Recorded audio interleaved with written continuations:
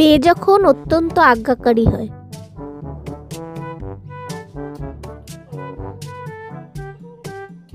এই তুই কি করছিস? এটা তোর পড়া হচ্ছে? হ্যাঁ, এটা তোর পড়া হচ্ছে? সামনে তোর পরীক্ষা আর তুই এখন কোথায় না পেছন উল্টে পড়বি। হ্যাঁ, এখন এগুলো কি করছিস? আমি এসে যেন দেখি তোকে ঠিক করে পড়তে। কি বললো? পেছন উল্টে পড়তে? পেছন উল্টে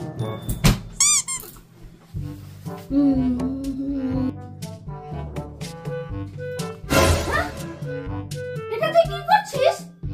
এটা আবার কি পড়ার ধরন?